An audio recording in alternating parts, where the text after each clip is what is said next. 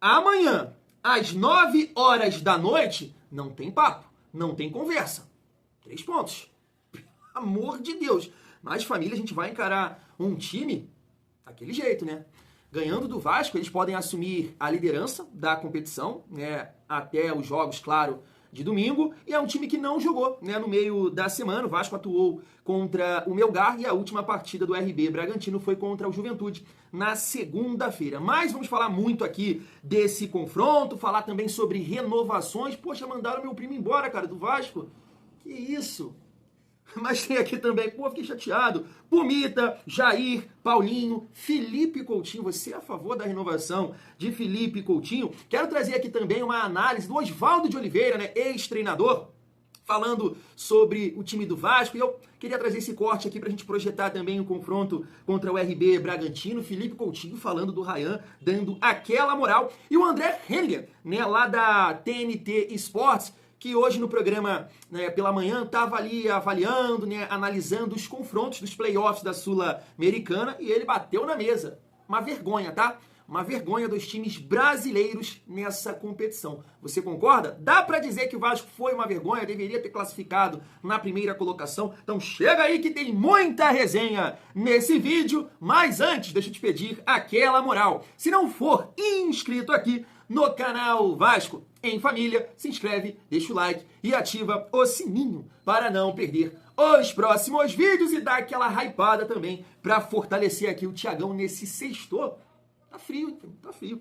Seguindo aqui a nossa resenha pra gente falar do meu primo, né? Pra quem não tá entendendo essa brincadeira, no início do ano, família, Vasco ainda não tinha contratado o Nuno, né? O Lloyd, o próprio Garré também. E na minha opinião, o Vasco tinha uma necessidade de um ponta rápido, de um jogador, né? Pra puxar contra-ataque, pra ter ali uma certa velocidade. Eu falei, poxa, dá uma oportunidade pro Alegria. Ficava aqui pedindo alegria. E a galera começou a brincar. Pô, não é possível, Thiago, Alegria é seu primo. E agora não dá mais pra pedir o Alegria, família. Tá aqui, ó. A Alegria de volta ao Nova Iguaçu. O Vasco da Gama comunica que o contrato de empréstimo do atleta Maxwell foi encerrado antecipadamente por mútuo acordo entre os clubes. O jogador retorna ao Nova Iguaçu Futebol Clube, sua equipe de origem. Tá aí, poxa, eu não tô falando que a Alegria é não, nada disso, mas também tem que botar um papel na mesa e o Vasco deve estar segurando aqui, ali. Então toda a sorte do mundo aí para o Alegria, Maxwell Alegria. Família, destacar aqui também o Luiz Gustavo, informação bacana. Ó. Luiz Gustavo teve um reajuste salarial devido a uma meta contratual batida.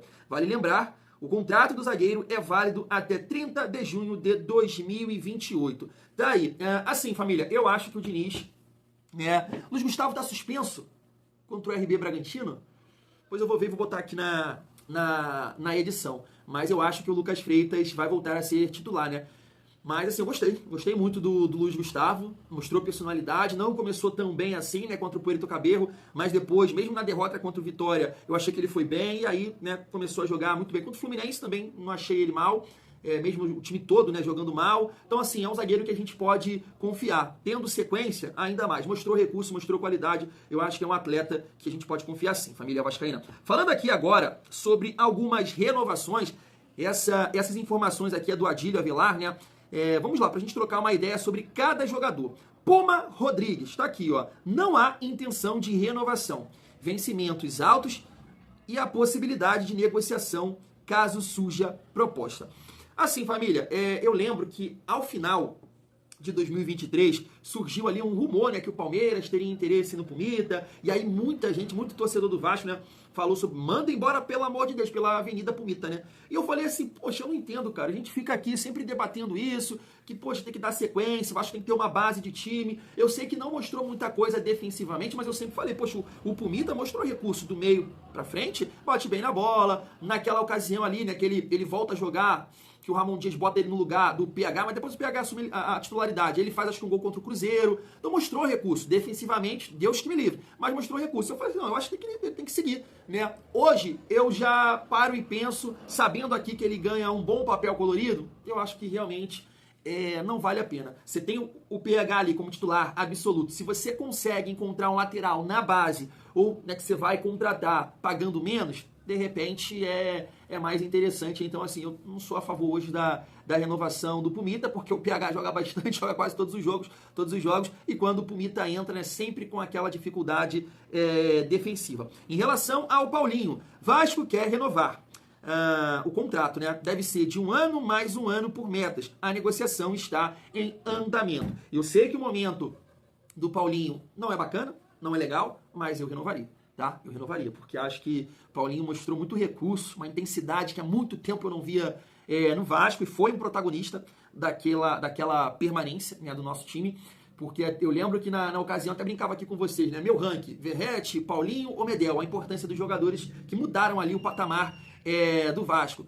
E eu falo, cara, o Paulinho é a alma desse time, é o coração desse time. Em alguns momentos eu até colocava o Paulinho à frente. Eu sei que na reta final ele passou a não jogar tão bem, tanto que ele perde, né, a vaga de titular na última partida contra o RB Bragantino. Ramon Dias começa ali com o Jair e Marlon Gomes. Marlon Gomes machuca, e aí ele entra e ele faz o primeiro gol. Então eu sou sim a favor aqui da renovação do Paulinho, acreditando que essa parada aí pode ser importante, né, pro Diniz recuperar esse atleta. Jair tá aí, ó, desejo de permanência, mais salário é um entrave. Clube quer reduzir vencimentos e propõe 2 anos mais 1 por metas.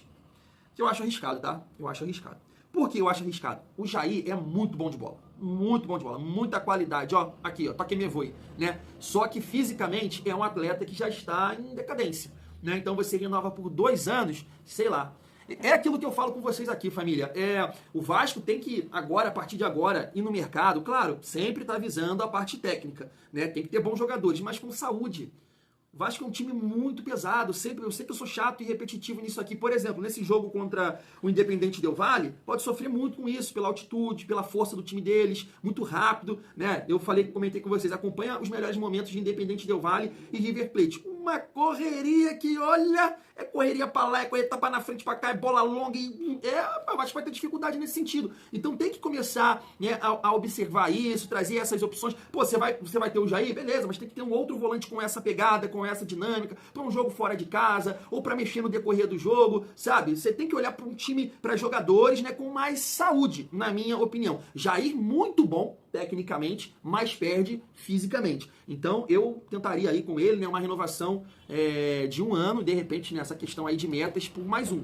Mais 1 ano de contrato aqui eu daria pro Jair, mas eu acho muito difícil, tá? Ele aceitar por tudo isso que aconteceu. Ele só vai aceitar se não pintar nada interessante para ele, na minha visão, até porque, né, teve essa situação do empresário que falou pra caramba. Léo Jardim, família, tá aqui, ó. Renovação automática até 2026 foi ativada. Agora o clube negocia um novo vínculo. Tá aí, né? Sobre o Léo Jardim, a gente já tem conhecimento de tudo isso que está acontecendo. O Vasco fez mais uma proposta, né? Acho que foi a 4ª, e aí tá aguardando a resposta do atleta. Eu torço muito, né, cara? Eu torço muito para que o Léo Jardim possa renovar, mostrou a sua importância ali, né, no jogo contra o Melgar, 2 defesaças. Então, assim, a gente tem goleiro, e tem goleiro, né, para muito tempo. Por isso eu quero que ele possa renovar, porque senão, né, aí é triste, família Vasco. A vida vai seguir, o Vasco, né, vai ter aí que buscar um novo goleiro, mas eu torço muito para que o Léo Jardim possa ficar, família vascaína. Seguindo aqui, a gente falar sobre a renovação de Felipe Coutinho. A galera do GE soltou essa daqui, tá na tela.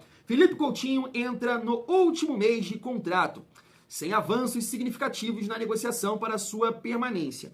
O meia, que tem vínculo de empréstimo com o Vasco até 30 de junho, vem debatendo com Aston Villa seu futuro.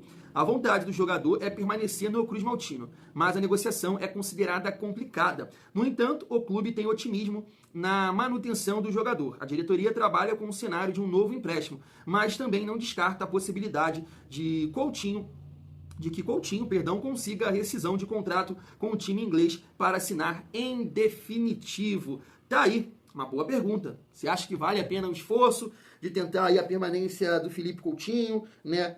Tentaram me tirar aqui do clube dos passadores de pano do Felipe Coutinho outro dia desse aí, mas eu sou a favor da permanência do Felipe Coutinho. Eu sei que muita gente pesa nessa questão do que o Vasco paga para ele, o que ele performa, né, dentro de campo, mas é aquilo, família. Eu acho que é a última cartada, 6 meses, tá? De repente aí, se não conseguir, né, mais um empréstimo de 6 meses, não sei se ele vai conseguir resolver essa rescisão aí com o Aston Villa, aí é um outro papo. Mas sei lá, por mais 6 meses, eu sou a favor sim, porque eu acho que a gente tem um treinador que pode tirar, né, um algo a mais do Felipe Coutinho. Na minha opinião, estou avaliando ele a partir de agora de uma forma, né, mais criteriosa, tanto que nesse jogo contra o Melgar, por mais que ele participou ali dos lances, né, do primeiro gol, com assistência, e os outros 2 gols, uma pré-assistência, né? Podemos colocar assim, ele que dá uma maciada na bola pro Tietê, no terceiro gol, e participa, né, da ultrapassagem ali do Piton, ele toca e o Piton faz o cruzamento. Mas eu acho que é pouco, cara. Acho que é pouco, porque assim, o Melgar é um time limitadíssimo, sem a bola, sem organização nenhuma. Um time todo espaçado, com muita liberdade. Pra você ver uma coisa, eu acho que assim, o Operário, né? Como é que é o mundo do futebol, né? O Operário foi jogar lá contra o Amazonas, tomou uma porrada de 2-0, né? O Vasco não conseguiu ganhar do Operário, nem lá e nem aqui. Então, mais, assim, um time muito mais organizado defensivamente do que o Melgar. E a gente não viu o Felipe Coutinho fazer absolutamente nada. Nada. Por isso que eu acho que a gente tem que ser mais criterioso a partir de agora, porque não dá mais para ficar numa questão física, não dá mais para ficar numa questão de companheiros, né? Porque o Ryan tá entregando, né? O Nuno tá abaixo nessas 2 partidas, mas é um bom jogador, não dá. E o Diniz é um cara que valoriza a posse de bola, que cria essas dinâmicas, essas movimentações. Então o Felipe Coutinho, na minha opinião, tem que entregar mais. E veja bem, para quem tá chegando aqui agora e fica puto, que é do clube também dos passadores de pano, assim como eu, Thiago, ele não vai repetir o que ele faz. Não tô pedindo isso. Da época, não estou pedindo isso. Aqui, ó, não, participar mais do jogo, acertar, errar muito passe, bobo, perde a bola com muita facilidade. Então, é um jogador diferente. Ele é o melhor jogador do Vasco, tecnicamente falando. Então, ele não pode cometer erros como qualquer outro jogador. Não, a bola cair no pé dele tem que ser valorizada. Tem que sempre sair alguma coisa. Entende?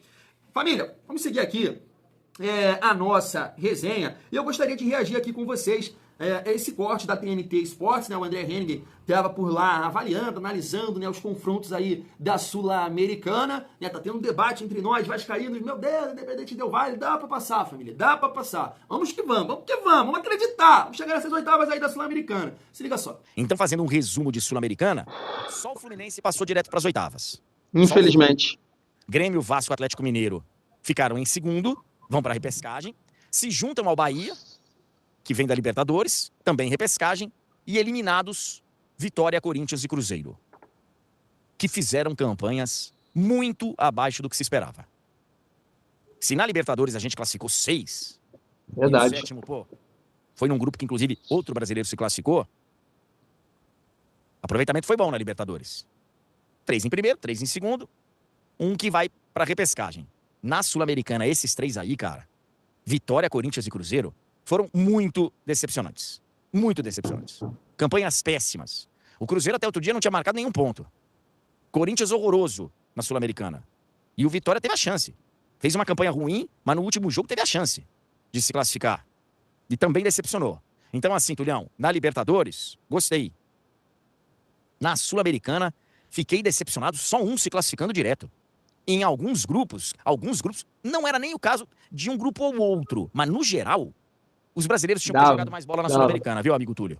Concordo 100%, André. É que as eliminações de Vitória, Corinthians e Cruzeiro tiram um pouco o holofote do que foi também o Grêmio, o Vasco, o Galo, indo pra repescagem com totais condições de avançar direto para as oitavas, coisa que só o Fluminense teve a capacidade de fazer. Então, parabéns ao Fluminense por ter feito aquilo que se esperava de mais gente. Só o Fluminense conseguiu confirmar o favoritismo, porque, beleza, você pode falar que o grupo do Corinthians era mais chatinho, o do Vasco, beleza e tal, só que ainda assim, todos esses times tinham que ter feito o que o Fluminense fez. Passar direto para as oitavas. Uns conseguiram ao menos ir para os playoffs. E aí, André, ir para os playoffs é uma coisa chata, cara. É complicado. Porque você tem esses confrontos aí que você não tinha necessidade alguma de ter que encarar. A verdade é essa. O Vasco poderia evitar esse confronto complicado contra o Del Valle. O Galo poderia evitar esse jogo contra o Bucaramanga. E o Grêmio poderia evitar esse confronto contra o Alianza Lima. A boa notícia para... Rapidamente, família, a boa notícia é que ele vai falar que, né, o Vasco, o Grêmio e Galo, né, vão decidir em casa, né? O Bahia que vai decidir fora porque vem da Libertadores. Mas eu concordo muito com ele, né? A gente viu ontem, né, até coloquei um corte aqui dos torcedores do Galo, revoltados da vida porque não conseguiram ganhar do 10º colocado do Campeonato Peruano. Aí veja bem, o Vasco ganhou com facilidade do 3º colocado, que até pouco tempo era líder da competição. O Vasco ganhou com muita facilidade. O Galo não ganhou do 10º. E aí tá nos playoffs, vai enfrentar, né, o Bucaramanga. O Grêmio eu não acompanhei direito assim, né, o grupo, mas assim, o Vasco deu muito mole. A realidade é essa, o Vasco deu muito mole. O Vasco não ganhou do Lanús em casa, totais condições de ganhar, né? Sei que foi semifinalista, né, no ano passado, mas time bem limitado. De repente, com o Diniz, a gente poderia ter uma outra realidade. A goleada para o Preto Caberro, o empate da maneira que foi lá contra o Melgar. Então, de fato, hoje, o Vasco deveria estar focado, né, nas oitavas, de forma direta. Brasil. Agora a gente vai ter um confronto muito complicado, né, contra o Independente Del Valle. Esses que vêm da Sul-Americana decidem em casa. O Bahia é o único que vai ter que decidir fora nesses duelos de playoffs. Então, assim, ó. Inclusive, esses confrontos, eles acabaram sendo confrontos, assim, alguns chatinhos, né? De repescagem. Porque se você for olhar, Muito o Grêmio chato. vai jogar contra o Alianza Lima, ele vai decidir em casa, tá? O Grêmio decide em casa. O Atlético Mineiro joga contra o Bucaramanga decidindo em casa. Imagino que também, né? Os dois aí eu acho que podem passar. O Bahia vai pegar o América de Cali e vai decidir fora. O Bahia pega o América de Cali e decide fora. E o Vasco pega o Independente Del Valle, decide em casa. São confrontos chatos, cara. Que provavelmente vão acontecer em julho, né? Provavelmente no mês de julho. Do Vasco é o pior. Isso é certo, André. Inclusive, eu já falei sobre isso algumas vezes aqui. É um problema para esses times pensando em calendário, porque a CBF tem marcada para essas mesmas datas rodadas de Brasileirão. Então, algum ajuste vai ter que ser feito aí por parte da CBF, ou antecipando esses jogos, ou jogando mais para frente. Enfim, é um calendário que já é bastante complicado. Esses 4 times ganham mais 2 datas. É isso, família. Assim, eu acho que de longe é o pior confronto dessa fase aí de playoffs. Mas se você analisar lá os resultados do Independente Del Valle, é um time muito forte jogando em casa. Então, se o Vasco sobreviver à altitude fora de casa, aqui a gente passa. Aqui a gente passa. Mesmo, não tô falando que vai ser fácil não, que é um time que vai se comportar fechadinho e buscando os contra-ataques, dependendo do resultado construído, né, no primeiro jogo. Foi o que eu falei aqui com vocês. Assisti os melhores momentos de Independente Del Valle e River Plate, Independente Del Valle contra Barcelona de Guayaquil. Cara, contra o River Plate foi um massacre. Um massacre. O River Plate achou 2 gols. Conseguiu empatar. Então, de repente, o Vasco, né, acontecendo isso também, trazendo um bom resultado para cá. Aí, família, oitavas da Sul-Americana. Seguindo aqui a nossa resenha e para finalizar, falar um pouco sobre o confronto de amanhã contra o RB Bragantino. Mas antes, para acrescentar aqui, eu queria trazer essa rápida avaliação, né, do Osvaldo Oliveira e também do Felipe Coutinho falando sobre o Ryan. Tá na tela. Não, o Ryan é um craque. Sempre falo para ele. E ele vem jogando muito bem, vem crescendo e pra gente é muito importante. Eu fico muito feliz por ele, que é um moleque de ouro. E é isso, enquanto a gente puder ajudar ele, ele vai estar ajudando a gente. Vasco tem excelentes jogadores, mas não tem um elenco excelente. Eu gosto muito dos 2 laterais. Eu acho que com o Fernando eles vão crescer, porque o Fernando tem essa capacidade de capacitar o jogador. Eu acho a zaga mais débil. O João Vitor é um bom jogador, mas, patamar de Vasco Então, o Vasco precisa qualificar mais ali. O Vasco escala muito bem 4 jogadores na frente. O Ryan, o atacante é aquilo, ele dentro da área é o seguinte, ele vai dar uma cabeçada, a bola vai entrar. Ele é atacante. O Coutinho é fantástico, mas eu não sei se ele vai jogar 90 minutos muito tempo. Se o Payet vai conseguir fazer essa substituição ali com o Coutinho. Agora, o português é bom de bola. E eu acho, ele seguindo e jogando com o Fernando, ele vai crescer. Agora, o problema não é aí, é no meio campo pra mim. Tem bons jogadores, eu gosto do Jair, mas eu acho que o Hugo Moura, ele é um cara com características muito definidas e muito limitadas. Família, fica à vontade para destacar, para pontuar, né, se você discorda ou concorda com essa análise aí do Osvaldo de Oliveira, mas eu vou destacar 2 pontos. Primeiro, a defesa. Ele falando isso assim sobre o João Vitor, que não é um zagueiro que tenha, né, nível para o Vasco, cara, me fez pensar. Sim, cara, família, há muito tempo então a gente não tem um zagueiro no nível de Vasco, né? Você pode falar o Dedé, né, que jogou até ali 2013, né, depois foi vendido. Eu acho que o Leandro Castan não entra, né, como um grande zagueiro, porque já chegou no Vasco, no final de carreira, Leandro Castan jogou muita bola, Corinthians, Roma, mas no Vasco já chegou, né, perto de encerrar a carreira. Da mesma forma, eu acho o Rodrigo, né, também jogou bem com a camisa do Vasco, mas longe de ser aquele grande zagueiro. Então eu fiquei pensando assim, um zagueiro com nível de Vasco. O último, cara, será? Não foi o Dedé, porque o Dedé foi, como eu disse, até 2013, né? Foi o Anderson Martins?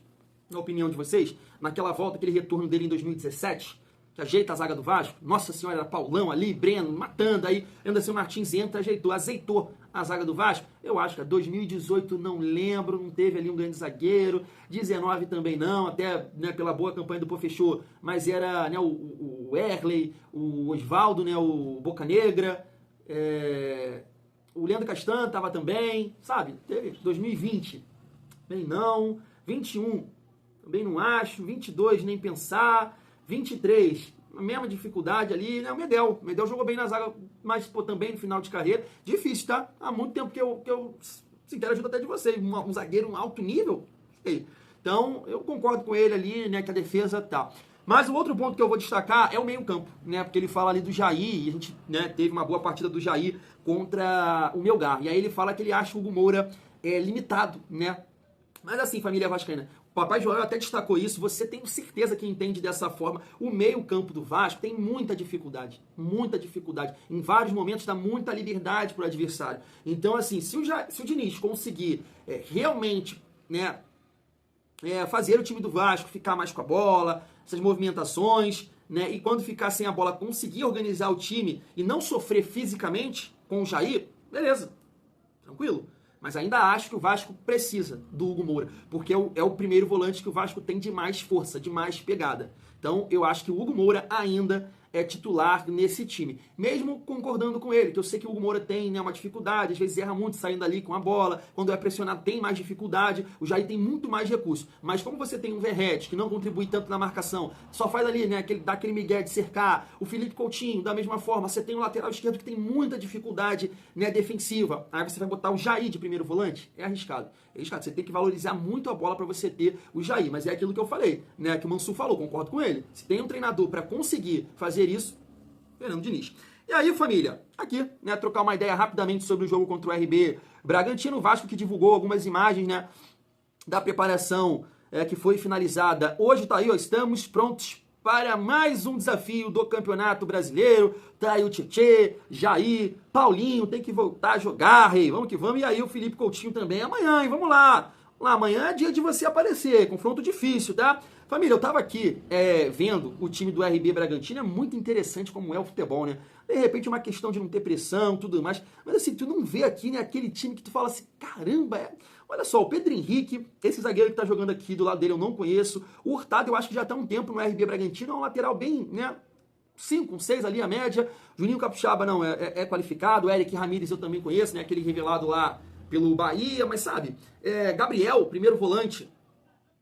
E aqui no ataque, o John, que me parece estar fazendo um excelente campeonato. Lucas Barbosa, que está fora dessa partida. O La Quintana e o Thiago Borbas, né? Que não sei se ele ganhou a vaga do Pita, né? Que é um atacante interessante. Então, tu olha aqui no papel, tu não vê, né, cara? 20 pontos. Se ganhar do Vasco, amanhã assume a liderança da competição. Olha como é que o futebol é. Mas é isso. Assim, eu tô confiante, né? Eu sei que o Vasco oscila muito, né, de uma partida para outra e é super normal também, entendo dessa forma o Vasco não ter a facilidade que teve contra o Melgar, porque eu entendo que o RB Bragantino é muito mais complicado, vai ser um time muito mais organizado defensivamente, então a gente precisa ter esse entendimento, mas, né, não jogar, por exemplo, como foi contra o Fluminense, errando muito, né, só o Ryan tentando, então é um jogo importante porque aquilo é para dar moral. Vitória de amanhã, uma vitória amanhã dá moral, porque o Vasco ganhou do Sport, Santos e Fortaleza. Vitórias importantíssimas, porque não tem essa. Mas quando você olha a posição de cada time, todo mundo ali na parte de baixo. Então o Vasco vai ter a primeira oportunidade de jogar contra o adversário na parte de cima em casa, né? Porque não jogou contra o Flamengo e não jogou contra o Palmeiras. Então a gente tem essa oportunidade de ganhar de um time que está bem nesse momento. E eu tô confiante, né? Tô esperançoso aí que o Vasco vai conseguir entregar os 3 pontos. Fui, família. Tamo junto.